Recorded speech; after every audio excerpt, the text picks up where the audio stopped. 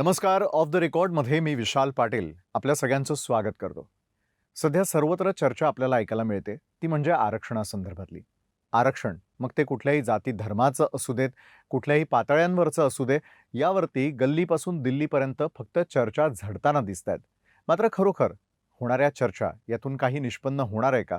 आणि खऱ्या अर्थानं जर राजकारण्यांनी या संदर्भामध्ये दिलेलं आश्वासन असेल, ती आश्वासन पूर्तता करण्यासाठी कुठल्या प्रकारची पावलं त्यांच्याकडून उचलली जातात, याच संदर्भामध्ये अधिक जाणून घेण्यासाठी आज आपल्या ऑफ द रेकॉर्डमध्ये आपण आमंत्रित केलेला आहे लेखक, संशोधक, वक्ते आणि ब्लॉगर म्हणून राज्याला नव्हे तर संपूर्ण देशाला परिचित असलेले प्राध्यापक हरी नरके सर.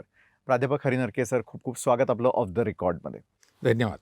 बरं, सध्या कुठेही प्रवास करत असताना किंवा आरक्षणासंदर्भातल्या बातम्या ऐकताना, वाचताना आजूबाजूला जनता ज्यावेळेला कुजबुजते, त्यावेळेला पहिला प्रश्न त्यांच्या मनात येतो आणि तोच प्रश्न मला तुम्हाला विचारायचा आहे खरं तर. आरक्षण म्हणजे काय रे भाऊ? असं ज्यावेळेला विचारलं जातं, तर याचं उत्तर काय आहे? आरक्षणाची खऱ्या अर्थानं व्याख्या काय आहे? खरं सांगायचं तर सुप्रीम कोर्टाने या संबंधामध्ये अनेक निकालपत्रांमध्ये अतिशय नेमक्या शब्दात असं म्हटलेलं आहे, की ज्यांना संधी नाकारली गेलेली असते, प्रस्थापित व्यवस्थेने ज्यांना आतापर्यंत अन्यायाची वागणूक दिलेली असते आणि त्यांची गुणवत्ता असताना सुद्धा त्यांना डावललेलं असतं, त्यांच्यासाठी दिलेली ही विशेष संधी आहे. हं. Special opportunity for those who are denied by system. एक. दुसरं, आरक्षण म्हणजे गरिबी हटावचा कार्यक्रम नसून आरक्षण हे प्रतिनिधित्व आहे. आणि म्हणून आपल्या संविधानामध्ये अत्यंत स्पष्टपणे असं म्हटलेलं आहे की those who are not getting adequate representation, ज्यांना पुरेसं प्रतिनिधित्व मिळालेलं नाही, हं. त्यांना प्रतिनिधित्व देणं. पण आता काय झालंय, आता आरक्षणामुळे नोकरी मिळते, आता आरक्षणामुळे बरे दिवस येतात, आरक्षणामुळे प्रगती होते आणि मग आपला समाज जो आहे ना, तो अपवर्ड मोबॅलिटी म्हणजे संस्कृतीकरणाचा सिद्धांत म्हणतात समाजशास्त्रामध्ये, वर जाण्याच्या दिशेने माणसं विचार करतात, प्रगतीच्या दिशेने विचार करतात, त्यात काही चूक नाही. पण मग झालंय असं आता की आरक्षणामुळे फायदा होतो आणि आपली प्रगती होते, म्हणून एक प्रकारची अपवर्ड मोबॅलिटी असलेले लोकसुद्धा आता डाऊनवर्ड मोबॅलिटी म्हणजे आम्ही आता मागासलेले आहोत आणि आम्हाला प्रगतीचे दरवाजे खुले करा म्हणून आरक्षण द्या असं म्हणतात. त्यामुळे यातली एक गुंतागुंत अशी आहे की हे लोक मग वर असताना ते खाली जाण्याची तयारी दाखवतात आणि असं डाऊनवर्ड मोबॅलिटी फॉर अपवर्ड मोबॅलिटी, म्हणजे हे फार गुंतागुंतीचं आहे. पण थोडक्यात असं की आम्ही तात्पुरतं मागासलं म्हणून घ्यायला तयार आहोत कारण आम्हाला प्रगती करायची आहे, अशा पद्धतीचा लोकांचा समज झालेला आहे. आणि सगळ्यात महत्त्वाचं म्हणजे आरक्षण हे एक छोटंसं टूल आहे. हं. आरक्षणाच्या मागचा हेतू काय आहे, तर सामाजिक न्याय प्रस्थापित करणं. पण झालंय असं की त्यामुळे लोकांचा अर्थसंकल्पाकडे लक्ष जात नाही. लोकांना काय धोरणं राज्यकर्ते आखतायत आणि शिक्षण, आरोग्य, रोजगार, निवारा, बिजली, सडक, पाणी याचं काय होतंय, याच्याऐवजी फक्त आम्हाला आरक्षण द्या, एवढा एकमेव. म्हणजे मला असं वाटतं की राज्यकर्ते फार यशस्वी झाले, सगळ्या पक्षांचे यशस्वी झालेत की लोकांच्या बाकी सगळ्या गोष्टींकडनं लक्ष बाजूला हटवून फक्त आणि फक्त त्या अर्जुनाला एक डोळा दिसायचा म्हणतात ना, तसं आता लोकांना फक्त आरक्षण दिसत असतं. खरं तर महात्मा फुलेंनी 1869 साली त्यांच्या पुस्तकामध्ये असं म्हटलं की सामाजिक न्यायासाठी तुम्हाला आरक्षण द्यावं लागेल. हं. त्यांनी अत्यंत स्पेसिफिकली कवितेची ती ओळ आहे, त्याच्यात असं म्हटलं आहे, जात जातीच्या संख्या प्रमाणात द्यावीत कामे ती वाटून, ही होय न्यायाची खरी रीती. इतकं स्पष्ट त्यांनी म्हटलंय. शाहू महाराजांनी जेव्हा कोल्हापूर राज्यामध्ये 1902 साली हे आरक्षण दिलं, तेव्हा सुद्धा प्रतिनिधित्व देणं, हं. त्याचबरोबर संधी ज्यांना नाकारली त्यांना विशेष संधी देणं, हे डोक्यात ठेवून त्यांनी काम केलं. डॉक्टर आंबेडकरांनी सुद्धा राज्यघटनेमध्ये हेच म्हटलं. पण स्वातंत्र्यानंतरच्या काळातला या विषयाचा जो प्रवास झालेला आहे, तो असा दुर्दैवी आहे की आता लोकांना फक्त आणि फक्त आपल्या राज्यघटनेतलं आरक्षणाचंच एक कलम माहीत असतं आणि ते आम्हाला द्या किंवा त्याच्यात आम्हाला संधी मिळाली पाहिजे, अशा प्रकारची मागणी होते. मला असं वाटतं की बाकीच्या सगळ्या चांगल्या कल्याणकारी तरतुदींकडे दुर्लक्ष होऊन लोकांचं नको इतकं आरक्षणाविषयीचं आकर्षण वाढलं आहे. बरं, पण हे आकर्षण वाढवण्यासाठी कारणीभूत कोण ठरलं? कारण उत्क्रांतीचा जर आपण सिद्धांत जर पाहिला, तर उत्क्रांतीच्या सिद्धांतानुसार एक गोष्ट स्पष्ट होताना दिसते की हळूहळू विचार प्रगल्भ व्हायला हवे, समाजानं प्रगती करायला हवी. मात्र जसं तुम्ही अपवर्ड आणि डाऊनवर्ड या दोन गोष्टी सांगितल्या, मला प्रश्न हा पडतो की समाजामध्ये उलट्या दिशेनं आपल्या सगळ्यांचा प्रवास का सुरू झालाय? याचा त्रास नाही का होत? अगदी विशाल, तुम्ही खूप चांगल्या शब्दात मांडलं की हा उलट्या पावलांचा प्रवास जो समाज करतोय त्याचा खरंच त्रास होतो. त्याचं कारण बघा, मी तुम्हाला सांगतो की कुठल्याही समाज, तुम्ही अ घ्या, ब घ्या, क घ्या, कुठल्याही समाजातल्या लोकांना जर तुम्ही विचारलं, की तुम्हाला राजकीय महत्त्वाकांक्षा असेल, तर तुम्हाला काय हवं? तर ते म्हणतील, आम्हाला महामंडळ हवं, लाल दिव्याची गाडी हवी, आम्हाला मंत्रिपद हवं. हं. पण कुणीही असं म्हणणार नाही, की मला प्लॅनिंग करण्यामध्ये इंटरेस्ट आहे. मला पुढच्या पिढ्यांचं भवितव्य कसं घडवायचं. डॉक्टर बाबासाहेब आंबेडकर याला अपवाद होते. म्हणून त्यांनी नेहरू मंत्रिमंडळाचा जेव्हा राजीनामा दिला, तर बाबासाहेबांनी जी 5 कारणं दिली आहेत, त्यातलं एक कारण हे आहे, की मला प्लॅनिंग करायचं होतं. मला पुढच्या पिढ्यांचं भविष्य घडवायचं होतं. आणि मला स्वतःला असं वाटतं बरं का, की तुमचा लाल दिवा किंवा तुमचं महामंडळ किंवा तुमचं पद याच्यातून तुम्हाला प्रतिष्ठा मिळेल, मान-सन्मान मिळेल. परंतु तुम्ही खरंच समाजाच्या उन्नयनासाठी 4 पावलं समाजाला पुढे घेऊन जाण्यासाठी काही करू शकाल का? तर हा फक्त व्यक्तिगत करिअरचा भाग राहतो. त्यातनं फार तुम्ही करू शकत नाही. मला स्वतःला असं वाटतं, की फुले शाहू आंबेडकरांची नावं आपण परत घेतो. महात्मा गांधींचं नाव घेतो. त्याचं एक कारण असं आहे, की त्यांनी ज्याला पॅराडाईम शिफ्ट म्हणतात, म्हणजे प्रमाणक परिवर्तन. हे बघा, बदल तर समाजात होतच असतो. म्हणजे झाड काल होतं, त्याच्यापेक्षा आज थोडंसं वाढतं, परवा आणखीन थोडंसं वाढतं, तर तो बदल झाला. आपण जेव्हा परिवर्तन म्हणतो, तेव्हा परिवर्तन म्हणत असताना जाणीवपूर्वक घडवलेला बदल.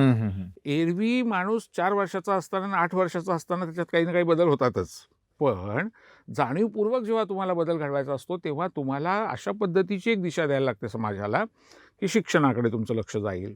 तुमचा जीवनाकडे बघण्याचा दृष्टिकोन बदलेल. स्त्री-पुरुष विषमता जी आहे, त्याला तुम्ही तिलांजली देऊन स्त्री-पुरुष समतेच्या दिशेने जाल, जाती निर्मूलनाच्या दिशेने जाल. म्हणून अगदी थोडक्यात सांगायचं तर महात्मा ज्योतिराव फुले, सावित्रीबाई फुले, बाबासाहेब आंबेडकर, शाहू महाराज, महात्मा गांधी यांच्या जर जीवनाकडे पाहिलं तर आपल्याला 5 सूत्र त्यांच्या जीवनामधली महत्त्वाची दिसतात. त्यातलं पहिलं होतं शिक्षण.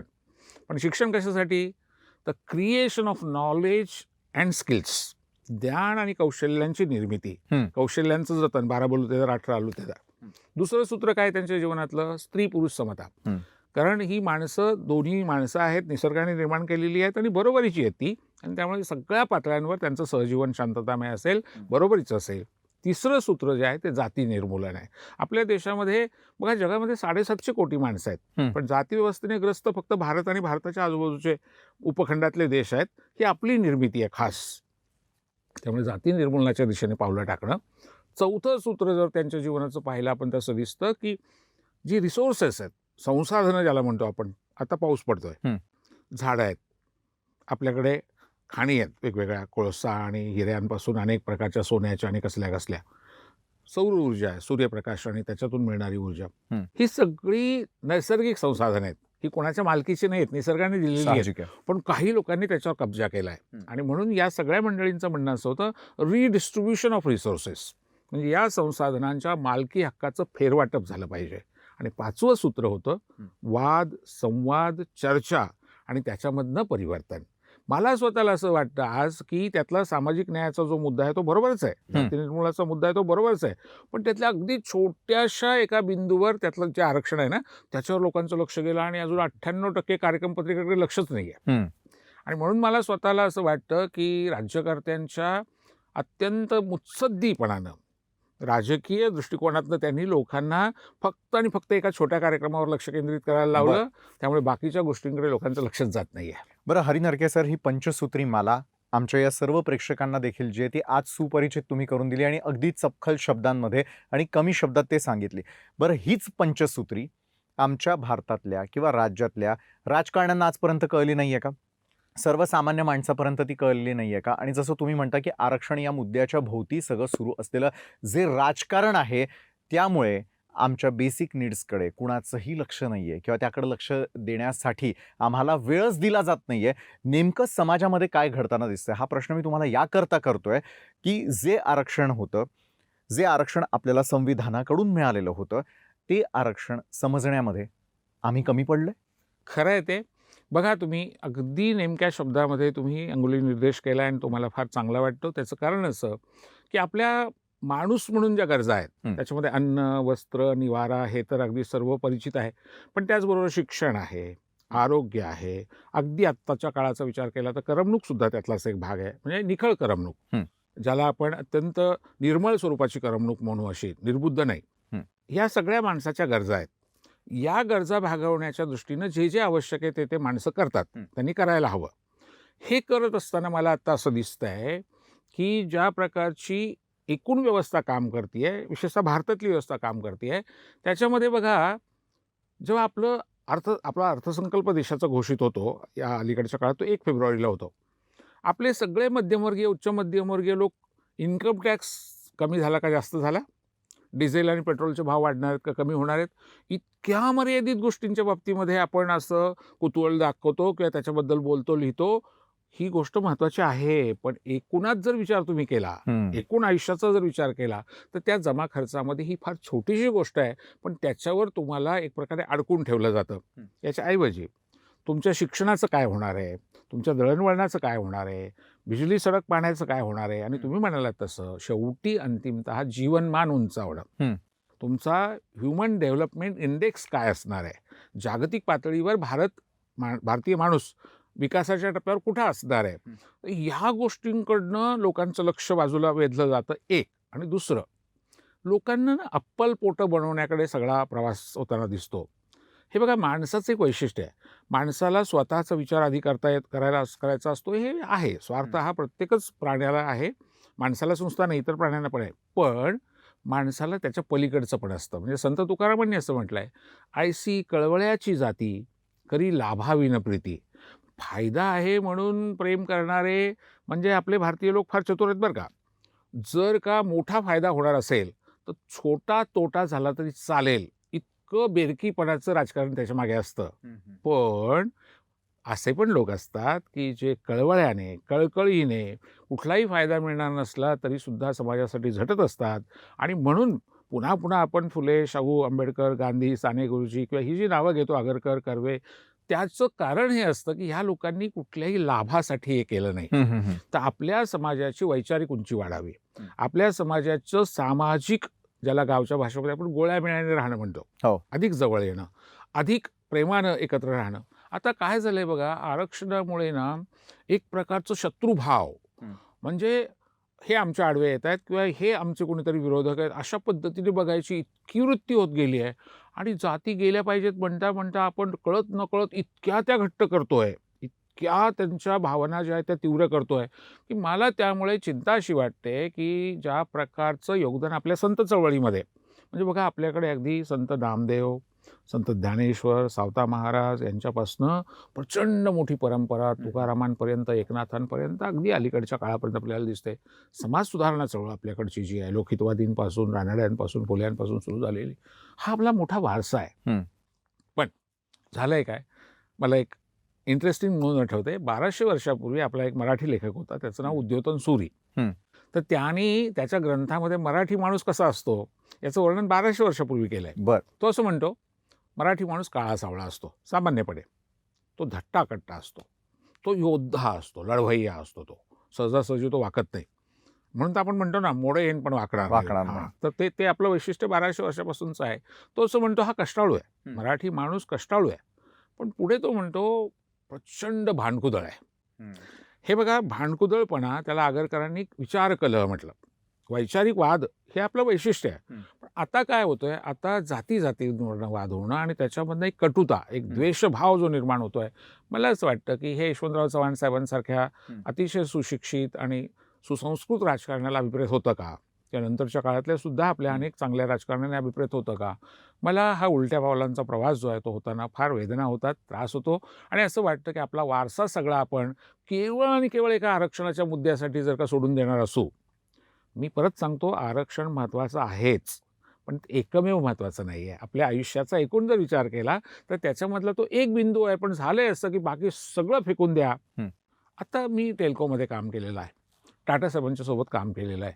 मला असा सतत विचार करायला लागतो किंवा येतं ते, कारण टाटा साहेबांनी ते आमच्यावर बिंबवलंय, की आपला देश म्हणून, आपला एकूण भारतीय समाज म्हणून, मग त्याच्यामध्ये माझा समाज आणि मग त्याच्यानंतर मी, अशा क्रमाने आपण जर विचार केला तर मग आपण काहीतरी भरीव करू शकतो. अन्यथा तुम्ही फक्त आणि फक्त अप्पलपोटेपणा करणार असाल तर ते चूक नाही आहे, पण त्याच्यामुळे तुम्ही गेल्यानंतर तुमचा काहीही ठसा उमटणार नाही. आणि म्हणून मला स्वतःला असं वाटतं, की वैचारिक परिवर्तन घडवणं याच्यासाठी जी झुंज आपल्या इथल्या लोकांनी दिली. तुम्ही बघा, महात्मा ज्योतिराव फुल्यांचा नेहमी आपण उल्लेख करतो. मी एक गोष्ट सांगेन तुम्हाला, अनेक लोकांनाही माहीत नाही, की महात्मा फुले पुण्याचे कमिशनर होते. महात्मा फुले हे एका कंपनीचे ज्या कंपनीचं नाव होतं Poona commercial and contracting company, त्या कंपनीचे मॅनेजिंग डायरेक्टर होते. आणि विशाल, त्यांनी 5 प्रकारची कामं केली आहेत. इंटरेस्टिंग आहे. मोठमोठ्या इमारती, बोगदे, पूल बांधलेत. हे एक काम म्हणजे कन्स्ट्रक्शन बिझनेस. पण मी त्यांना बिल्डर म्हणायला घाबरतोय, कारण बिल्डर शब्दाला आजकाल आदर्श रूप प्राप्त झालंय. त्यामुळे मी बिल्डर नाही म्हणत त्यांना, पण नेशन बिल्डर मात्र ते होते. दुसऱ्या बाजूला पुस्तकं प्रकाशित करणं, पुस्तकं विकणं, पुस्तकांचा प्रसार करणं. आता बघा, बिल्डिंग, कन्स्ट्रक्शन आणि पुस्तकं, किती डायव्हर्सिटी आहे. अपोजिट आहे. तिसरं त्यांचं जे वैशिष्ट्य आहे ते फुलं, फळं, भाजीपाला यांचं पुण्यामधलं आणि परिसरातनं खरेदी करून ते मुंबईला पाठवायचं आणि त्याची विक्री करायची. आज आपण आता भारताच्या बाहेर पण पाठवू शकतो आहोत, पण त्यावेळेला हे करणं, पुण्यावरनं मुंबईला पाठवणं आणि करणं. पुढचं जे काम आहे ते आणखीनच इंटरेस्टिंग आहे.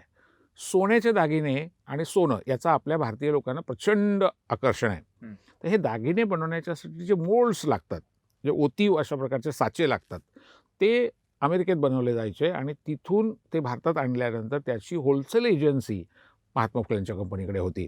आता मला सांगा की सोन्याचे दागिने कुठे, फुलं फळं कुठे, बोगदे आणि बोगदे किंवा इमारती बांधणं कुठे, पुस्तकांचं जग कुठे, आणि मग 5वं जे त्यांचं क्षेत्र आहे ते प्रत्यक्ष शेती करून, प्रयोग करून त्याच्यातून लोकांना नवी दिशा देणं. एकाच वाक्यात सांगतो, त्याने असं म्हटलं आहे की शाळेमध्ये वयाच्या 6व्या वर्षापासून प्रत्येक मुलाला आणि मुलीला शेतीचं आणि उद्योगाचं शिक्षण कंपल्सरी दिलं पाहिजे. आता फुलेंनी शाळा काढली हे सगळ्यांना माहिती आहे, पण हे फक्त शाळा काढण्यापुरतं नाही आहे. म्हणजे एज्युकेशन प्रोव्हायडर नाही आहेत ते एक नवी शिक्षण नीती तयार करतायत. आणि म्हणून महात्मा फुलेंनी 1882 साली हंटर शिक्षण आयोगाला 19 नोव्हेंबरला असं सांगितलं, एज्युकेशन मस्ट बी फ्री, मोफत शिक्षण असलं पाहिजे. इट मस्ट बी युनिव्हर्सल, सार्वत्रिक असलं पाहिजे.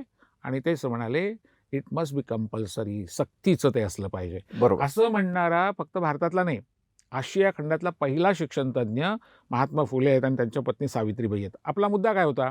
आपला मुद्दा असा होता की एवढ्या दिवसानंतर आपल्याला ती आठवण येते, ती कुठच्या समाजाचे ते होते म्हणून नाही. आणि खरं सांगायचं तर त्यांनी स्वतःच्या समाजासाठी कधीच काही काम केलं नाही, कारण त्यांची ती पद्धतच नव्हती. ते त्याच्या पलीकडे जाणारे होते.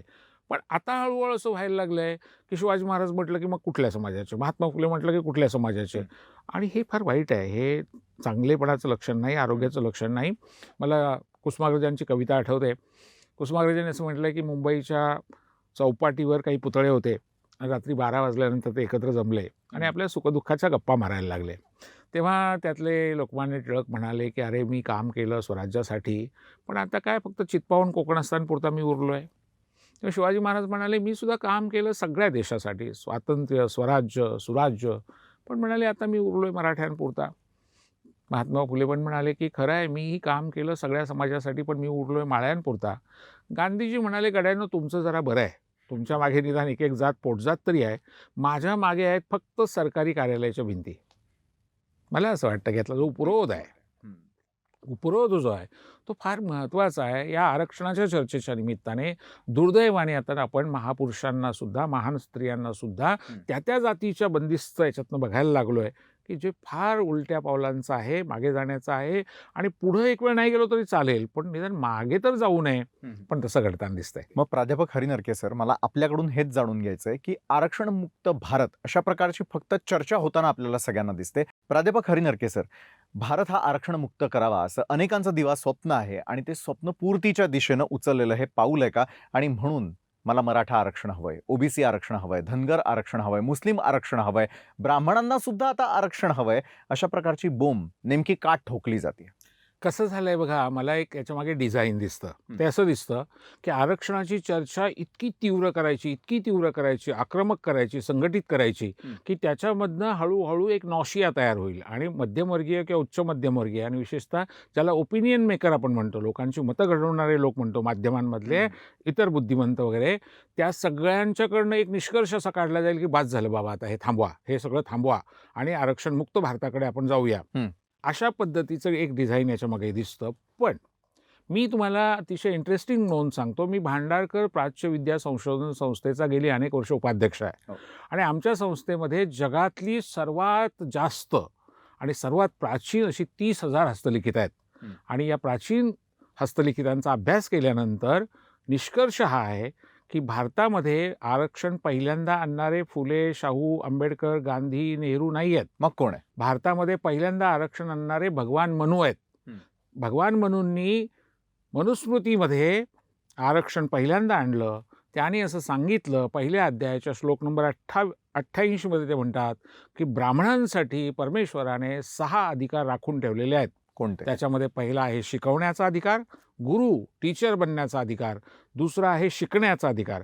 खरं तर माणूस शिकल्यानंतर शिकवतो, पण इथं शिकवण्याचा अधिकार विशेष अधिकार आहे. तो मग पहिला. शिकण्याचा दुसरा, दान देणं, दान घेणं, म्हणजे संपत्तीचं आदान प्रदान.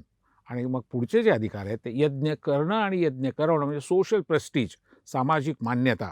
आता पुढचा श्लोक काय म्हणतो? क्षत्रियांसाठी परमेश्वराने 6 अधिकार राखून ठेवलेले आहेत. ते कोणते आहेत? राज्य करणं, पॉलिटिकल पॉवर, गव्हर्न करणं, आणि मग उरलेले 5 ब्राह्मणांना जे 2, 3, 4, 5, 6 आहेत ते क्षत्रियांना पण कॉमन आहे. पुढचा 90वा श्लोक असं म्हणतो की परमेश्वराने वैश्यांसाठी 6 अधिकार राखून ठेवलेले आहेत. आणि त्यातला पहिला कोणता आहे? अर्थसत्ता, म्हणजे आर्थिक सगळे व्यवहार जे आहेत ते विशेष अधिकार म्हणून त्यांच्याकडे आहेत. आणि मग उरलेले 5 जे ब्राह्मण आणि क्षत्रियांना आहेत ते यांना पण कॉमन आहेत. आता 91 नंबरचा श्लोक विशाल फार इंटरेस्टिंग आहे. आणि तो असा आहे की शूद्र जे आहेत आपल्या व्यवस्थेमधले, कोण आहेत शूद्र?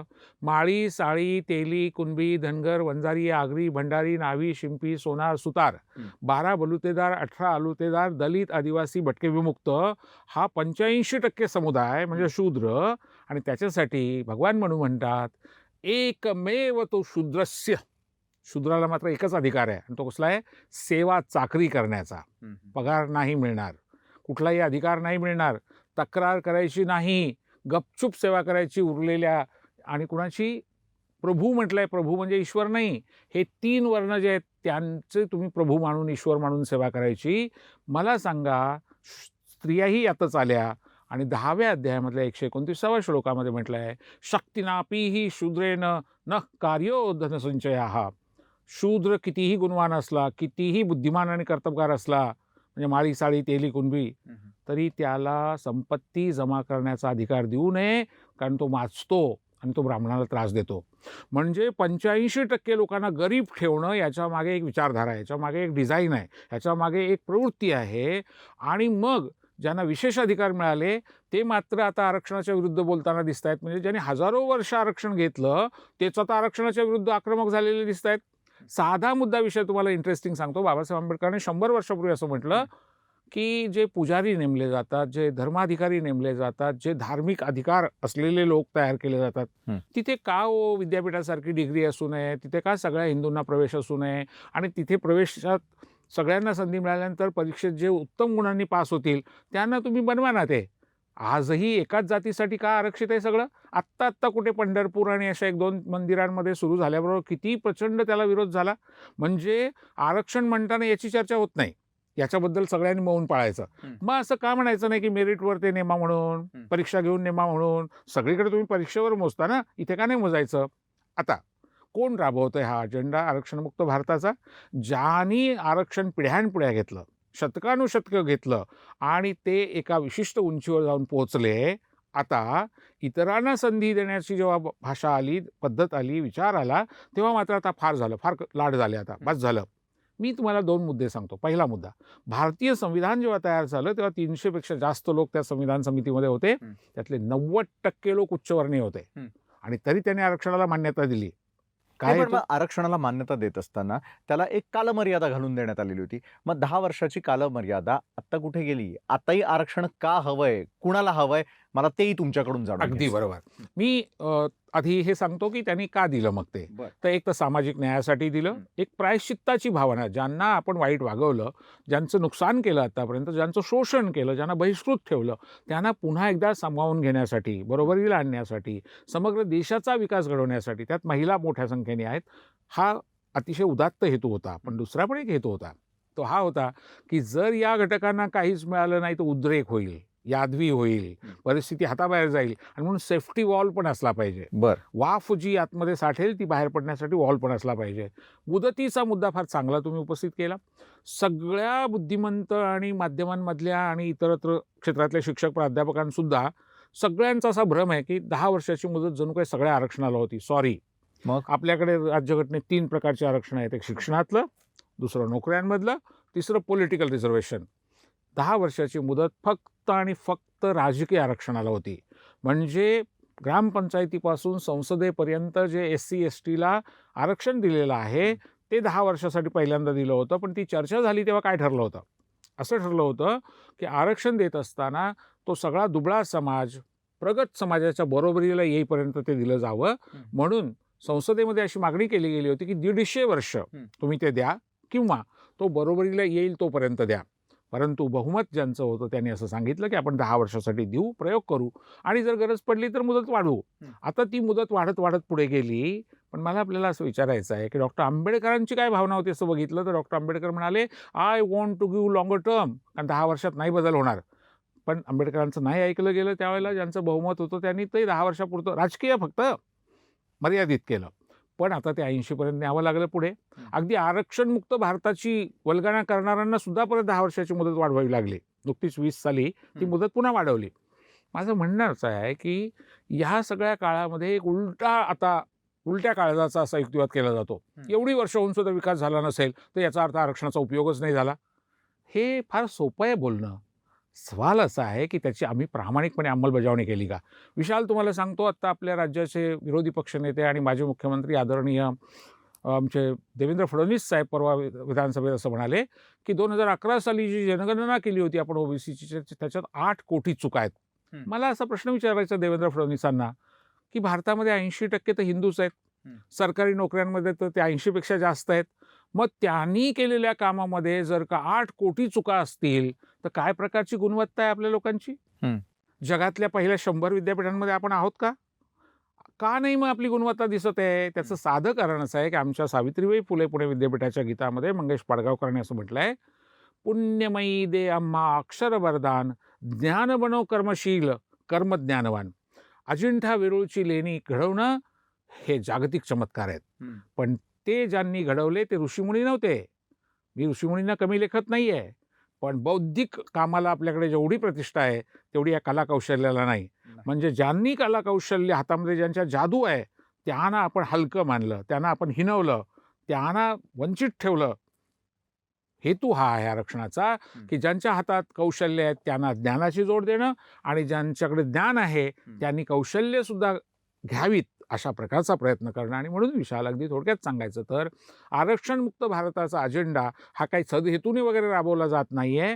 त्या अजेंड्याच्या मागे पुन्हा ही माणसं मागे होती ती मागेच राहिली पाहिजेत, बहिष्कृत होती ती बहिष्कृतच राहिली पाहिजेत, असा एक मला संकुचित दृष्टिकोन दिसतो, जातीय दृष्टिकोन दिसतो आणि तो भारत विरोधी आहे असं मला वाटतं. मला पुन्हा आपल्याला सांगायचं, सगळ्यांना बरोबर घेऊन गेल्याशिवाय भारत पुढे जाऊ शकत नाही. भारतामध्ये खूप पोटेन्शियल आहे. वैचारिक आहे, गुणवत्तेचं आहे, कष्टाचं आहे, संशोधनाचं आहे. आपण आपला देश खूप श्रीमंत करू शकतो. शेवटचं वाक्य सांगतो, आपल्या लोकांना गरीब ठेवण्यासाठीच इथे खर्च केला जातो की काय? आपल्या लोकांना गरीब ठेवण्यासाठीच इथे राजकारण केलं जातं की काय? अशी शंका यावी इथपर्यंत वाईट पद्धतीने आपल्याकडे काम चाललेलं असतं. बरं, काम, त्याची गुणवत्ता या सर्व बाबींना आपण बोलत आहात. त्याचबरोबर आपण थेटपणे आरोप केलेला आहे काही लोकांवरती. मात्र तुम्ही ओबीसी समाजाला बिलॉंग करतात. प्राध्यापक हरी नरकेजी, थेटपणे प्रश्न विचारतो. तुम्ही त्या समाजातून आलेले आहात. त्या आरक्षणाचा तुम्ही फायदा घेतलेला आहे आणि म्हणून तुम्हाला ट्रोल केलं जातं का? आणि आरक्षण तुम्ही स्वतःच्या आयुष्यामध्ये त्याचा कितपत फायदा घेतला, आज अवघ्या महाराष्ट्रातल्या जनतेला देखील सांगा. तुम्ही थेटपणे देवेंद्र फडणवीस यांच्यावरती आरोप करतायत. मात्र आज सगळ्यांचं सगळं काही करून भागल्यानंतर आरक्षणाचा मुद्दा पेटवत ठेवला जातोय का? आज सत्ताधारी असतील, विरोधक असतील, मी कोणत्याही पक्षाला मानत नाही किंवा त्या पक्षांच्या बाजूनही बोलत नाही किंवा विरोधातही बोलत नाही. मात्र ज्या प्रकारे समाजाला आरक्षणासंदर्भातली वेगवेगळी आश्वासनं दिलेली आहे, त्याची पूर्तता ना सत्ताधाऱ्यांना करता येते, ना विरोधकांना करता येते. बुलेट प्रूफ दिलेलं राजकारण का टिकलं नाही? आणि मग आज आमच्या मुख्यमंत्र्यांना थेटपणे जाऊन पंतप्रधान नरेंद्र मोदींना पत्र लिहून देण्याची वेळ का आली? आणि ती दिल्यानंतर जर आता केंद्र सगळ्या प्रकारचे आरक्षण देण्यासाठी जर घटनादुरुस्ती करत असेल, 102 जे आहे घटनादुरुस्तीमधलं ते कलम वापरत असेल, त्याचबरोबर जर आज सगळं पंतप्रधानांच्या हातात आहे, तर मग बुलेट प्रूफ असलेलं जे आरक्षण होतं मराठ्यांसाठी किंवा ओबीसी आरक्षणाचा प्रश्न आज उपस्थित झालेला आहे, हे सगळं देण्याची जर सुवर्ण संधी आज पंतप्रधानांच्या हातात आहे, तर चला बाकी काही नको, 2024च्या निवडणुका पाहता तरी हे आरक्षण देऊन टाकावं का? बघा, आपल्या देशामध्ये ना एक वाईट रोग आहे, की एखादी व्यक्ती जर काही सारासार विवेकाला पटलं म्हणून काही मांडत असेल, बोलत असेल, लिहित असेल, तर डायरेक्ट त्यांच्यावर हेत्वारोप केला जातो. म्हणजे तुमचा काहीतरी स्वार्थ आहे म्हणून तुम्ही हे बोलताय, लिहिताय असं थेटपणाने ट्रोल केलं जातं, जे मला चुकीचं वाटतं. त्याचं कारण असं आहे, की मी स्वतः आरक्षणाचा समर्थक, आरक्षण चळवळीमध्ये काम करणारा कार्यकर्ता अगदी विद्यार्थी दशेपासून आहे. म्हणजे बरं. मी आपल्याला नम्रपणे सांगतो, की मी शाळेत असताना नामांतर आंदोलनामध्ये जेलमध्ये गेलेलो आहे. पण त्याच्या मागची भूमिका ही फुले, शाहू, आंबेडकर, महात्मा गांधी यांचा विचार पटला, त्याही वयात पटला. राष्ट्रसेवा दल आणि या सगळ्या संघटनांमुळे त्याचा परिचय झाला आणि म्हणून तो विचार आपल्याला पुढे न्यायचा ही भूमिका होती. व्यक्तिगत आयुष्यामध्ये मी माझ्या कुटुंबासाठी किंवा माझ्यासाठी कधीही आरक्षणाचा लाभ घेतलेला नाही, हे खरं आहे. अगदी ठरवून घेतलेला नाही. मी तुम्हाला सांगतो, अत्यंत नम्रपणाने सांगतो, मी कॉर्पोरेशनच्या शाळेत शिकलो, पण 4थीला मी स्कॉलरशिपला राज्यात आलेलो आहे, 7वीला आलेलो आहे, SSCला बोर्डात आलेलो आहे, BAचा गोल्ड मेडलिस्ट आहे, MAचा गोल्ड मेडलिस्ट आहे. मला कुठल्याही प्रकारचं आरक्षण घेण्याची गरजच नाही, कारण मी माझ्या गुणवत्तेवर कायम टॉपर राहिलो आहे. मी टेल्कोची रात्रपाळी करत होतो आणि तरीही मी BA आणि MAची गोल्ड मेडल मिळवलेली आहेत. सांगायचा उद्देश अहंकार नाही आहे. सांगायचा उद्देश हा आहे, की जेव्हा हेत्वारोप केला जातो तेव्हा लोक बघत नाहीत, तुमची माहिती घेत नाहीत आणि तुम्हाला डायरेक्ट आरोपीच्या पिंजऱ्यात उभे करतात. बरं. खरं म्हणजे विचारणाऱ्यांनी काही अभ्यास करलेला नसतो हा एक भाग, आणि दुसरं बोलायला काय जातं, ट्रोल करायला काय जातं, अशी पण त्याच्या मागची भूमिका असते. मी तुम्हाला सांगतो, मी देवेंद्र फडणवीसांचं नाव का घेतलं. आता बघा, देवेंद्र फडणवीस काय म्हणतायत सध्या, ते असं म्हणतायत की केंद्राकडे ही आकडेवारी मागू नका, केंद्राने जी जनगणना केलेली आहे त्याची गरज नाही, राज्यांनी हे आकडे द्यायचेत. बरं. पण मग देवेंद्र फडणवीसांनी 1 ऑगस्ट 2019ला स्वतः पत्र लिहिलंय केंद्र सरकारला आणि त्या पत्रामध्ये मागणी केली आहे की हा डाटा मला पाहिजे, कुठला, जनगणनेचा, जो मला हे आरक्षण वाचवण्यासाठी कोर्टात द्यायचा आहे. म्हणजे देवेंद्र फडणवीस मुख्यमंत्री असताना त्यांची एक भूमिका असते आणि विरोधी पक्षनेता असताना अगदी उलट भूमिका असते. असं कसं काय असू शकेल? त्यांच्या मंत्री पंकजा मुंडे यांनी पत्र लिहिलंय केंद्र सरकारला, त्यावेळेचे मंत्री थावरचंद गेहलोत, बिचाऱ्याचं कालच गेलं पद, त्यांना सामाजिक न्यायमंत्री होते, ते आता राज्यपाल केलं त्यांना एका राज्याचं. तर ते आणि आपले महाराष्ट्रातले असलेले आदरणीय रामदास आठवले साहेब, महाकवी आपले, तर त्यांना पत्र लिहिलं आणि त्याच्यात काय म्हटलंय, त्यात असं म्हटलं की 8 आठवड्याच्या आत आम्हाला ही आकडेवारी सुप्रीम कोर्टाला सादर करायची आहे आणि म्हणून तातडीने द्या. बघा विशाल, त्याच्यानंतर 8 आठवडे फडणवीस आणि मुंडेंचंच सरकार आहे आणि त्यांनी सुप्रीम कोर्टाला ही आकडेवारी दिलेली नाही, कारण त्यांना केंद्र सरकारकडनं ती मिळाली नाही. आता देवेंद्र फडणवीस काय म्हणतात पुढे जाऊन, की ही आकडेवारी का द्यायची नाही, तर त्याच्यात 8 कोटी चुका आहेत. जर ही आकडेवारी चुकीची आहे असं तुम्हाला कळलंय, तर ते कशाच्या आधारे कळलं, कारण ती गोपनीय असताना तुम्हाला कसं कळलं की 8 कोटी चुका आहेत? म्हणजे तुम्ही कसं काय पाहिलं ते? एक. दुसरं, या चुका अगदी राऊंड फिगरमध्येच कशा काय हो, त्या नेमक्या 8 कोटीच कशा काय आल्या बरोबर? आणि विनोद असा आहे त्यातला, म्हणजे फडणवीस बोलताना याचा का विचार करत नाहीत मला कळत नाही. ते म्हणतात मनमोहन सिंगांनी ठरवलं होतं की ही द्यायची नाही आकडेवारी. मनमोहन सिंगांनी ठरवलं होतं, तर तेव्हा तर तुम्ही काही मुख्यमंत्री नव्हता आणि मनमोहन सिंगांच्या जवळचे पण नव्हता. मग त्यांनी कसं काय दाखवलं तुम्हाला हे सगळं? याचा अर्थ तुम्ही रेटून खोटं बोलताय, कारण तुम्ही प्रशिक्षित आहात, तुम्हाला प्रशिक्षण मिळालेलं खोटं बोलण्याचं, म्हणून तुम्ही रेटून खोटं बोलताय. माझे पुढचे 3 प्रश्न आहेत आणि थेट प्रश्न आहेत. प्रश्न क्रमांक 1, केंद्र सरकारने जे उत्तर दिलं विशाल लेखी, त्या उत्तरामध्ये केंद्र सरकारने कळवलं आहे की आम्ही हे द्यायचं नाही. असा निर्णय 12 जून 2018ला घेतलेला आहे. 18ला मोदी सरकार होतं का मनमोहन सिंग होतं? म्हणजे मोदींच्या काळात निर्णय झालाय, तुम्ही पावती मात्र मनमोहन सिंगांच्या नावाने फाडताय. आणि पुढे असं म्हटलंय त्या पत्रात केंद्राच्या, माझ्याबरोबर कॉपीज आहेत त्याच्यात असं म्हटलंय की आम्ही त्याचा अभ्यास करतोय. विशाल, 2 वर्ष आकडेवारी जमवायला लागली मनमोहन सिंगांना, त्याचा 7 वर्ष अभ्यास चालू आहे.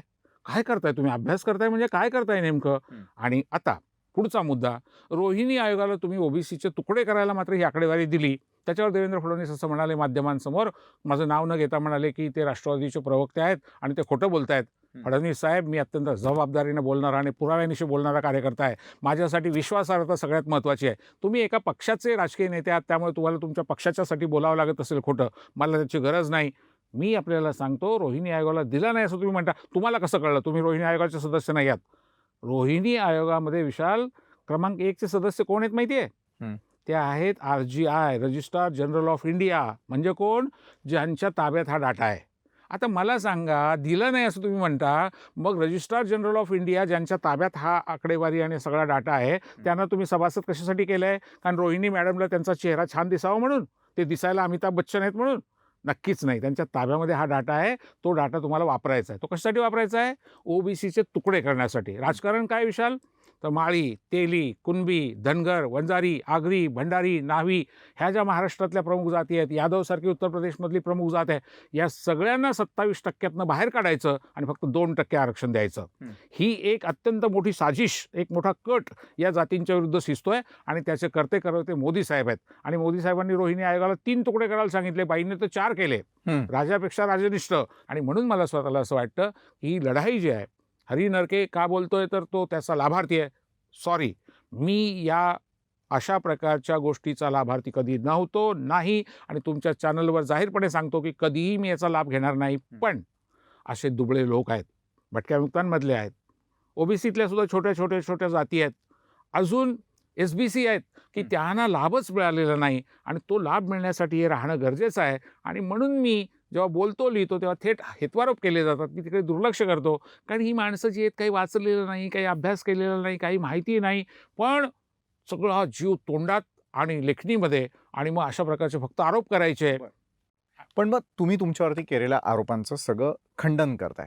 बरं, मान्य करूयात की आपण सत्य सांगता आहात. राज्यामध्ये किंवा देशात असलेली परिस्थिती, सर्व नेते मंडळी हे तर प्रत्येक आरक्षणाच्या बाजूनं असल्याच्या प्रतिक्रिया देतात. मग आरक्षण देण्यामध्ये त्यांना अडचणी काय आहेत? बरं, मग जर सगळेच पक्ष, सगळेच नेते आरक्षणाच्या बाजूनं आहे, तर मग काय आरक्षणाच्या विरोधात तुम्ही आम्ही आहोत? क्या बात आहे, क्या बात आहे. किती सुरेख प्रश्न आहे हा. मग अडचण काय आहे? तुम्हाला सांगतो, याच्यामागची राजनीती अशी असते की खरं म्हणजे आधी राजकीय नेत्यांनाच हा अधिकार होता आरक्षण देण्याचा. तो 92 पर्यंत होता कायम. 16 नोव्हेंबर 92ला माननीय सर्वोच्च न्यायालयाच्या 9 न्यायमूर्तींच्या घटनापीठाने असा निर्णय दिला, ज्याला इंद्र साहनी केस वर्सेस गव्हर्नमेंट ऑफ इंडिया असं म्हणतो किंवा मंडल जजमेंट म्हणतो आपण सोप्या भाषेत. त्यात पहिल्यांदा निकाल आला की खिरापत वाटल्यासारखं राजकारणी आरक्षण वाटतायत. बरं. आणि म्हणून सुप्रीम कोर्टाने सांगितलं की नो, इथून पुढे राजकारण्यांना हे अधिकार नाहीत. हे अधिकार एक्सपर्ट कमिटीकडे असतील. त्याचं कमिशन असेल आणि ते तज्ज्ञांचं निपक्षपाती कमिशन असेल आणि त्यांनी शिफारस केली तर मग सरकार त्याच्यावर शिक्कामोर्तब करेल. त्यामुळे 92 नंतर राज्यात कमिशन आली, केंद्रात कमिशन आलं आणि त्याच्यानंतर त्यांनी शिफारस केल्यानंतर हा अधिकार आला. विशाल, लोकांचा वाईटपणा घ्यायचा नाही म्हणून कोणालाही हो म्हणायचं, देतो म्हणायचं, दिलं म्हणायचं, मीच तुम्हाला दिलं, मीच ते टिकून दाखवतो. आता पण हे अशा प्रकारची युक्तिवाद करताना हे लोक विसरतात. माननीय देवेंद्र फडणवीस असं जाहीरपणे म्हणाले की मराठा आरक्षण मी दिलं होतं आणि टिकलं असतं तर मला श्रेय मिळालं असतं, म्हणून उद्धव ठाकरे सरकारने ते घालवलं. मी त्यांचाच युक्तिवाद त्यांच्यावर उलटवतो आणि असं म्हणतो की ओबीसी आरक्षण आलं 73 आणि 74 घटनादुरुस्तीनी, ती काही देवेंद्र फडणवीसांनी किंवा भाजपनी केलेली नाही आहे. ती दुरुस्ती राजीव गांधी आणि नरसिंह रावांनी केली होती. VP सिंग आणि मंडल साहेबांनी ती सुचवली होती आणि महाराष्ट्रामध्ये शरद पवार मुख्यमंत्री होते आणि छगन भुजबळांनी मागणी केली, म्हणून हे पंचायत राज्यातलं ओबीसी आरक्षण आलं. मग ते टिकलं असतं तर श्रेय त्यांना मिळालं असतं, म्हणून फडणवीस सरकारने हे घालवलं असं मी म्हणायचं का? हे सारखं बडबडत असतात की नीट लढले नाहीत, नीट बाजू मांडली नाही म्हणून सुप्रीम कोर्टात हारले. चला, तुमचाच युक्तिवाद तुम्हाला परत करतो. परवा केंद्र सरकारचं रिट पिटिशन सुप्रीम कोर्टाने फेटाळलं. मोदी सरकारचं फेटाळलं. फडणवीस साहेब, उत्तर द्या. तुमची सगळी वाचाळ गँग आता गप्प काय आहे? म्हणजे तुम्ही नीट लढवलं नाही, तुम्ही सुप्रीम कोर्टामध्ये नीट मांडलं नाही म्हणून हारलेत असं म्हणायचं का? असं आहे, तुम्ही जेव्हा दुसऱ्यांवर अशा पद्धतीचे आरोप करता तेव्हा ते आपल्यावर पण उलटू शकतात, याचंही भान ठेवत चला. आणि मग आता मुद्दा तुमचा थेट उत्तर देतो. राजकारण्यांना लबाडी करून लोकांना भुलवायचं की आम्ही दिलं, आम्ही टिकवलं, आम्ही मिळवलं, श्रेय आम्हाला द्या, आणि न्यायालयाने घालवलं म्हणून न्यायालयाकडे बोट दाखवायचं आहे. पण न्यायालय घटनेच्या चौकटीत काम करतात, न्यायालय कायद्याच्या चौकटीत काम करतात, आणि म्हणून आपल्याला हे बघितलं पाहिजे की न्यायालयांनी का ते रद्द केलं असेल किंवा न्यायालयांनी का असा निर्णय दिला असेल. अगदी ताज्या गोष्टीबद्दल बोलतो. ओबीसीच्या आरक्षणाला जेव्हा कृष्णमूर्ती केसमध्ये चॅलेंज करण्यात आलं, कर्नाटकमधले कृष्णमूर्ती, 2010 साली निकाल आला. सुप्रीम कोर्टाने 2 गोष्टी सांगितल्या. पहिलं, OBC political reservation is constitutionally valid, म्हणजे आरक्षण ओके आहे, राजकीय योग्य आहे. फक्त त्यांनी सांगितलं की त्याची अंमलबजावणी करताना on the line of implementation there must be triple test and empirical data, empirical inquiry. आता देवेंद्र फडणवीस किती शब्दच्छल करतात. परवापर्यंत म्हणत होते जनगणना नको, इम्पिरिकल डाटा पाहिजे.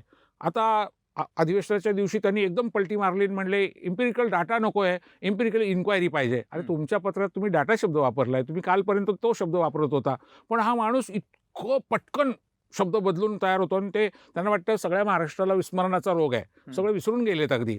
आता मुद्दा असा आहे बघा आणि थेटपणाने आहे की हे राजकीय आरक्षण 10 साली सुप्रीम कोर्टाने सांगितलं ट्रिपल टेस्ट आणि इम्पेरिकल इन्क्वायरी पाहिजे. 14 ते 19 60 महिने यांचं सरकार होतं महाराष्ट्रामध्ये आणि 7 वर्ष झालं केंद्रामध्ये माननीय मोदी साहेबांचं सरकार आहे. का नाही यांनी तो डाटा तयार केला हो परत? का नाही जमवला होतो? 3 महिन्यात जमवतो मला मुख्यमंत्री करा. 60 महिने तुम्हाला मुख्यमंत्री केलं होतं महाराष्ट्राने. 5 वर्ष होतात तुम्ही. का नाही केलं तुम्ही? आणि 2010 सालचा निकाल त्याच्यावर यांचं काय म्हणणं बावनकुळे म्हणले परवा की 10 ते 14 आमचं सरकार नव्हतं. अगदी बरोबर. काँग्रेसचं होतं. पण म्हणून तर काँग्रेस सरकारला मनमोहन सिंगांना आम्ही संसदेमध्ये 5 मे 2010ला जनगणनेमधनं ही आकडेवारी जमवायला सांगितली. म्हणून तर ती जमली. त्याचा हेतू त्या संपूर्ण ड्राफ्टमध्ये आहे. तो आहे शिक्षण, आरोग्य, रोजगार, निवारा याच्यासाठी ओबीसींना पैसा द्यायचा आहे. धोरणं बनवायची आहेत, पॉलिसीज आखायच्या आहेत आणि त्या करायला लागू नयेत म्हणूनच तुम्ही ती आकडेवारी दडवून ठेवली आहे. इन शॉर्ट, आरक्षणाचे तुकडे पाडायला तुम्हाला तो डाटा वापरता येतो, पण आरक्षण वाचवण्यासाठी मात्र तुम्ही तो देत नाही आणि कोर्टाने घालवलं म्हणता म्हणजे वाईटपणाला कोर्ट आणि फक्त श्रेय मिळवायला तुम्ही. आता ही लबाडी लोकांना कळायला लागलेली आहे. समाजामध्ये लढवायचं, भांडणं लावायची. महाराष्ट्रातलं सोपं आणि साधं राजकारण काय माहिती आहे का? मराठा विरुद्ध ओबीसी, ओबीसी विरुद्ध पदोन्नतीतलं आरक्षण, पदोन्नतीतलं आरक्षण विरुद्ध धनगर, धनगर म्हणजे आदिवासी विरुद्ध धनगर, मुस्लिम विरुद्ध अमुक. यातनं एक अराजक निर्माण करायचं आणि कायदा आणि सुव्यवस्था बिघडली की राष्ट्रपती राजवट लावायला अलगद निमित्त मिळतं. इथपर्यंतचं सगळं कळतंय लोकांना. मी एकच सांगतो, मी पुण्यातच शिकलो आहे, सदाशिव पेठेत शिकलो आहे. ज्या गावच्या बोरी त्याच गावच्या बाभळी. आम्हाला हे वैचारिक पातळीवर शब्दच्छल करणं, बुद्धिभेद करणं आणि सामान्य माणसाला फसवणं याचं बऱ्यापैकी ज्ञान झालेलं आहे. आणि म्हणून मला आपल्याला सांगायचं आहे, खरं काय खोटं काय, जजमेंट काय आहे, निकालात काय म्हटलं आहे, घटनेत काय म्हटलं आहे, हे आम्ही तपासणार. कारण मांजरीच्या पिलाचे सुद्धा डोळे उघडतात. आम्ही तर माणसं आहोत, आमचेही डोळे उघडलेले आहेत. एकच सांगतो, महात्मा फुल्यांनी जेव्हा लेखन केलं तेव्हा चिपळूणकरांनी त्यांचं व्याकरण तपासलं. काय म्हणाले देवेंद्र फडणवीस परवा? ते म्हणले या महाराष्ट्र विकास आघाडीतल्या मंत्र्यांना एम्पिरिकल डेटाचा अर्थ तरी कळतो का? हा जातीय अहंकार आहे. हा ज्ञानाचा जो गर्व आहे ना, हा चांगला नाही फडणवीस साहेब. कारण तुम्ही वकील आहात आणि तुम्ही परवा असं लिहिलं तुमच्या ट्विटमध्ये की फक्त महाराष्ट्रापुरता प्रश्न आहे. किती खोटं बोलाल? अहो, केस झाली कर्नाटकची, त्याच्यात चर्चा होती उत्तर प्रदेशची, परत केस झाली विकास किसन गवळीची महाराष्ट्राची. म्हणजे 3 राज्याच्या बद्दलच्या केसचा निर्णय फक्त एका राज्यापुरता कसा असेल? अहो, अख्ख्या भारतातली 9 लाख लोकांचं आरक्षण गेलं आहे. एकट्या महाराष्ट्रातलं 56,000 गेलं आहे. तुम्ही फक्त लोकांना गुमराह करण्यासाठी सांगताय की नाही ह्या सरकारमुळे गेलं, या सरकारमुळे गेलं. मला आपल्याला नम्रपणाने सांगायचं आहे की कधीतरी राजकारण बाजूला ठेवा, कधीतरी लोककल्याणाच्या मुद्द्यावर एकत्र या आणि एकत्र आल्यावर तुम्हाला जनतेला न्याय द्यायचा आहे. याच्यासाठी काही पावलं टाका.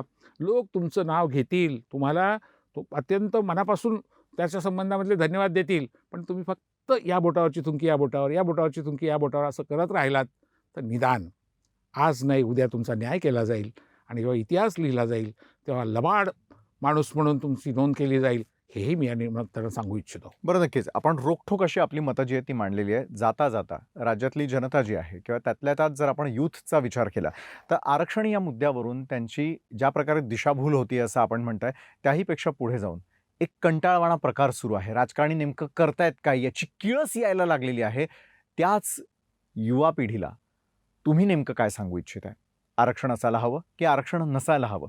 त्याचबरोबर आरक्षणाचा मुद्दा हा आपल्या सगळ्यांसाठी किती महत्त्वाचा आहे आणि राजकारणी जर अशा प्रकारे आरक्षण या मुद्द्याचा वापर करून जर तुकडे पाडायला निघालेले असतील तर या क्षणाला कशा प्रकारचं उत्तर राजकारण्यांना देणं गरजेचं आहे? कारण आपल्याला महाविकास आघाडी सरकारशी घेणं देणं नाही आहे, त्यानंतर भाजपशी काही घेणं देणं नाही आहे. मात्र राज्यातील आणि देशातली जनता आजपर्यंत इतकी निश्चितच शिकलेली आहे की आमचा कुठे वापर करून घेतला जातोय. हा वापर होऊ द्यायचा नसेल तर येत्या काळातल्या निवडणुकांकडे किंवा मतमतांतरांकडे आपण कशा प्रकारे पाहता? झालेला मंत्रिमंडळ विस्तार जो आहे, प्रादेशिक असमतोल दूर करण्याचा प्रयत्न करण्यात आलेला आहे. जातीनिहाय कशा प्रकारे आपल्याला खेळी करता येईल आणि जर उद्या एकट्यानं निवडणुका लढण्याची वेळ आली तर मात्र कशा प्रकारे मतदार राजा आमच्याकडे खेचला जाईल. इतक्या हुशारीनं जर मंत्रिमंडळ विस्तार होत असेल, कुणाची गच्छंती केली जात असेल तर राज्यातली युवा पिढी तितकीशी मूर्ख नाही. त्यांना आज काय सांगाल? बघा, संघ परिवाराकडनं कायम असं सांगितलं गेलं, की आम्ही जातपात मानत नाही, आम्ही हिंदू सगळा एक मानतो आणि त्या दृष्टिकोनातनं आम्हाला जे काही पुढच्या काळामध्ये सांस्कृतिक पातळीवरचं काम करायचं ते करायचं. आमची संस्था राजकारण करणारी संस्था नाही, आमची संस्था संस्कृतीसाठी झटणारी संस्था आहे. चला आपण विश्वास ठेवूया. हं. पण मोदी साहेब प्रत्येक निवडणूक प्रचार सभेत म्हणतात, "मी ओबीसी आहे, मी ओबीसी आहे, मी ओबीसी आहे." म्हणजे तुमच्या फायद्यासाठी तुम्ही तुमच्या जातीची विक्री करणार. तुम्ही ते भांडवल म्हणून वापरणार आणि आता तर मंत्र्यांच्या जाती शोधून त्या जातीच्या लोकांना आम्ही मंत्रिपदं देतोय. मग काय वेगळं करताय तुम्ही काँग्रेसपेक्षा? कुठल्या तोंडाने तुम्ही काँग्रेसला नावं ठेवत होतात आत्तापर्यंत? मी काँग्रेसची बाजू घेत नाहीये. परंतु जे राजकारण ते करत होते तेच राजकारण तुम्ही करता आणि जी माणसं काँग्रेसमध्ये असताना भ्रष्ट असतात, तुमच्याकडे आली की मात्र क्लीन चिट आणि ती एकदम शुद्ध होऊन एकदम मंत्री वगैरे बनतात. आता माझा मुद्दा असा आहे, की आरक्षण आपण सुरुवात केली होती तिथे जाऊ. समान संधी ज्यांना नाकारली आहे, त्यांच्यासाठी विशेष संधी आहे. हं. पण पुढची सगळी लढाई ही सगळ्यांबरोबर खुलेपणाने लढायला लागते. सुरुवातीला फक्त, प्रवेशाला फक्त आरक्षण असतं. पुढे ते नसतं. पुढे तुम्हाला मेरिटवरच लढावं लागतं. विशाल, ताजी गोष्ट सांगतो. आत्ता UPSCचे जे निकाल आलेले आहेत, ज्यांना आर्थिकदृष्ट्या गरीब म्हणून आरक्षण दिलं मोदींनी निवडणुकीच्या तोंडावर 10%, त्यांच्यातल्या 800 नंबरच्या मुलाला सुद्धा IAS मिळतं आणि OBCच्या 200ला सुद्धा मिळत नाही. याच्यावरनं तुमच्या लक्षात येईल, की बघा या 10% बद्दल चर्चा नाही झाली. त्याला विरोध नाही झाला. म्हणजे आरक्षणाला सरसकट विरोध आहे का? तर नाही. फक्त सिलेक्टिव्ह विरोध आहे. आणि हा जो मुद्दा आहे फक्त भारतापुरता नाही आहे.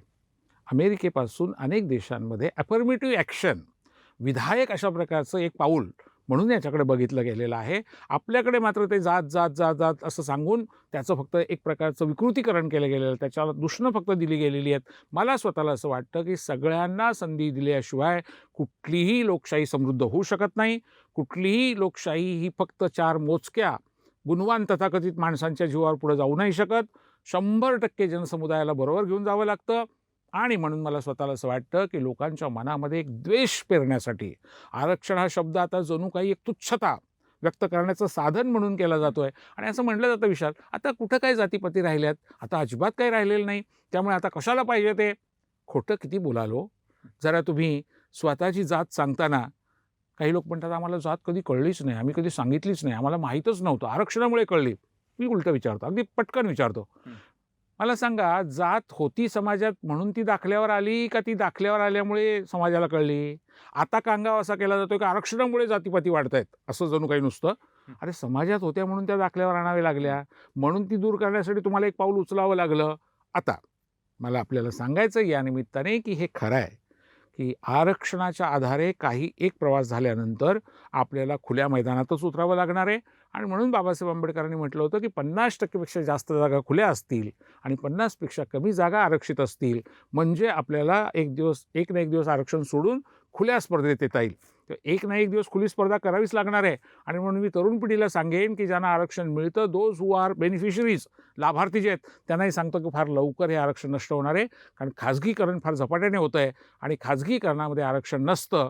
आणि म्हणून आरक्षणाशिवाय तुम्हाला जगण्याची, विचार करण्याची, काम करण्याची सवय लावून घेतली पाहिजे. आणि खरी आपल्याला पुढची वाटचाल करायची असेल तर मुक्त स्पर्धेतच ती करावी लागेल. मित्र हो, पण हे करत असताना अत्यंत दुबळा, विकासापासून वंचित, मेनस्ट्रीमपासून वंचित असलेला जो समाज आहे त्याचा विचार आपल्याला करावा लागेल. एका वाक्यात सांगतो, तुम्हाला राजकीय प्रतिनिधित्व जर नसेल, माध्यमांमध्ये प्रतिनिधित्व नसेल, नोकरशाहीमध्ये आणि न्यायसंस्थेत प्रतिनिधित्व नसेल, तर तुमचा आवाजच उमटत नाही. तो आवाज उमटावा, त्यांची दुःख कुणीतरी मांडावीत, त्यांचे प्रश्न कुणीतरी मांडावेत, यासाठी दिलेलं हे प्रतिनिधित्व आहे. ते जातकारणासाठी वापरता कामा नये, ते एकूण क्लाससाठी म्हणून वापरावं. एकच खुलासा करतो, OBC ही जात नाही आहे, अदर बॅकवर्ड क्लास तो वर्ग आहे. आणि त्या वर्गामध्ये हजारो जाती आहेत आणि त्या सगळ्यांनी OBC म्हणून एकत्र यावं, ही जी भावना आहे. बाबासाहेबांनी SC म्हणजे अनुसूचित जाती, ST अनुसूचित जमाती, OBC आणि खुला गट अशा 4 गटांमध्ये भारताकडे बघितलं, तेव्हा त्यांना त्या 4चा एक करायचा आहे. ती अंतिम दिशा आहे. आणि म्हणून मला स्वतःला असं वाटतं की आपण सगळे भारतीय आहोत, आपल्याला भारतातच राहायचं आहे, गोळ्यामेळ्याने राहायचं आहे. मतभेद असतील तर ते मांडा, पण लक्षात ठेवा, मारामारीने हा प्रश्न सुटणार नाही. आपल्याला आज नाही उद्या एकत्र येऊनच भारताला घडवायचं आहे. त्यामुळे केवळ आरक्षणावरनं मारामाऱ्या करणं थांबवूया आणि ज्यांना ते आवश्यक आहे त्यांच्यासाठी ते जरूर देऊया. मी आरक्षणाचा विरोधक नाही, पण जे आरक्षण घेतायत, हजारो वर्ष घेतायत, त्यांनी लबाड्या करून आता जातीपाती काही राहिल्या नाहीत असं म्हणायचं याचं इतकं ढोंग नाही. आजही लग्नाच्या जाहिराती सगळ्या काढून बघा तुम्ही. जातीतलीच मुलगी पाहिजे आणि जातीतलाच मुलगा पाहिजे, हे बरोबर जाहिरातीत लिहिता तुम्ही. शादी.com काढून बघा की वर्तमानपत्रातल्या जाहिराती काढून बघा. म्हणजे लग्न करताना तुम्हाला जात पाहिजे.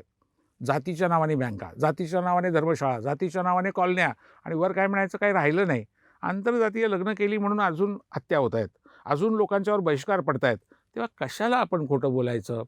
पण जातीपातीच्या पलीकडे आपल्याला जायला पाहिजे आणि ते जाण्यासाठी म्हणून खरं आरक्षण आणलं होतं. ते तर बाजूला पडलं आता ते आणि याच्याऐवजी जात वाढवतं आहे आरक्षण असाच कांगावा केला गेला. मी या निमित्तानं आपल्याला सांगेल की आपल्याला जगाच्या बरोबरीनं येण्यासाठी, जगाच्या बरोबर स्पर्धा करायची आहे. आपली स्पर्धा जगाबरोबर आहे याचा विचार करून एकूण देशाची गुणवत्ता कशी वाढेल, सगळ्या समाजाला कसा ताकद किंवा बळ मिळेल, अशा दृष्टीने एक व्यापक अजेंडा घेऊन आपण काम करूया. मित्रांनो, हे किरकोळ जे मतभेद आहेत ना, हे जरा बाजूला ठेवूया, जरा मनं मोठी करा आणि एकत्र येऊन जरा गोळ्यामेळ्याने हा देश आपला आहे आणि या देशासाठी आपल्याला काम करायचं आहे, अशी भूमिका घेऊन उभं राहूया. धन्यवाद. नक्कीच. धन्यवाद प्राध्यापक हरी नरके सर. वेळात वेळ काढून आपण आलात आणि ऑफ द रेकॉर्डच्या माध्यमातून आरक्षण आणि त्याच्या आजूबाजूला असलेल्या ऑफ द रेकॉर्ड अनेक गोष्टी आमच्या प्रेक्षकांपर्यंत पोहोचवल्या त्यासाठी. जाता जाता प्रेक्षकांना एकच सांगावं असं वाटतं, लोकशाही आणखी मजबूत करायची असेल तर विचार करा. तुम्हाला आरक्षण हवंय की गुणवत्ता, याचा विचार करा. ऑफ द रेकॉर्डमध्ये वेळ झालेली आहे इथंच थांबण्याची. ताज्या घडामोडींसाठी तुम्ही पाहत राहा लोकशाही न्यूज.